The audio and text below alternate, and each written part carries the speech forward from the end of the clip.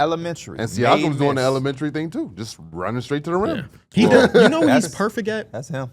He's perfect at recognizing when and when not to leak out. Yeah. He does not go until he's for sure knows that his team is getting that ball. Right, so he doesn't leave them empty-handed. Exactly. Yeah. And then it just works out. And obviously he's got one of the best go-ahead passers in the NBA at Reese. And it's like, he was so phenomenal. I guess we could have a conversation about conference finals MVP, yada, yada, yada.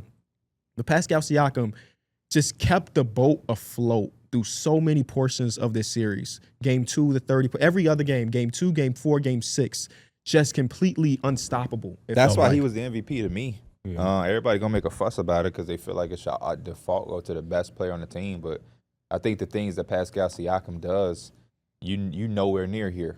You nowhere near here. Yeah. You nowhere near in this series. Even with the game 1 collapse, this is not a Pacers win if Pascal Siakam don't play the way he does in those games. That game 2 performance that he had, I really feel like is what won them the series. Mm-hmm. Obviously, the collapse in game 1 is mind-blowing, but then to double down on it and steal game 2 was even crazy, and I think that was on the back of Pascal Siakam.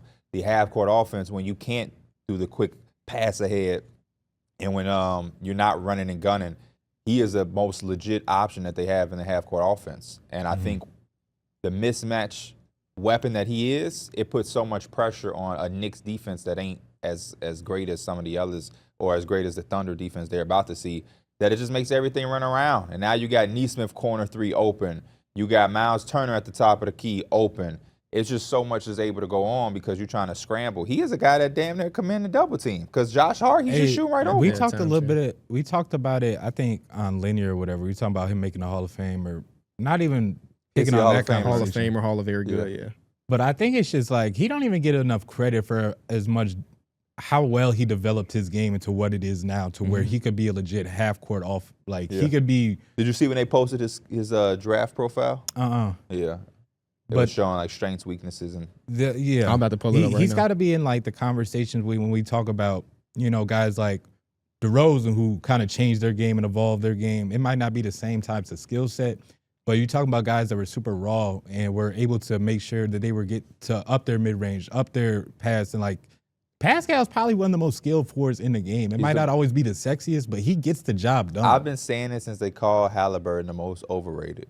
Yeah. He is the most underrated player in the entire NBA, in my personal opinion. And he kind of just gets it within the flow. He's not a dude that does anything that disrupts your offense. He does it all within what you're doing, and you don't have to run any set. They call 0 plays for Pascal Siakam. And he just still ends up with 30, and he just still just gets it within the flow. He sets screens. He gets screens set for him. He can literally do both, and he cuts really well. He pass. Like, I love the fact that he's developed into this player that you would love to have as your number 2 on a championship level team. He wanted Toronto as a number 2, and now he's back in the finals in the Indiana Pacers as a number 2. So shows you that he has a lot more to his game than what we see.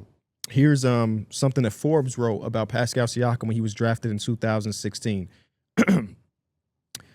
What was Toronto thinking with this pick? With Devontae Davis still on the board is a mystery to me. Must needed a big at the time. Pascal Siakam has talent, yes. Michigan State Devontae Davis. But he's not a strong athlete. Even ESPN analysts were surprised when he went this high. GM Masai Ujiri must see something in him that others don't. But there's no doubt that with the Raptors, he could have been a better pick. Grade D-. Damn. Now, for what it was worth, this is before people got afraid to do shit like this. Nowadays, if you look at anybody's draft grading after the first round, everybody get an A to B+. Nobody's like, oh, yeah, they missed completely because people just don't want to be wrong. And then somebody screenshotted that. I know some people like that. Devontae Davis, first year at Memphis was 1 point per game, then 6 points per game, and then he was out of the league. Everybody passionate about this shit, but scared to be wrong. Man. Fuck about it, man. Shout out to number 43. People also screaming for Skal Labissiere to go at that spot.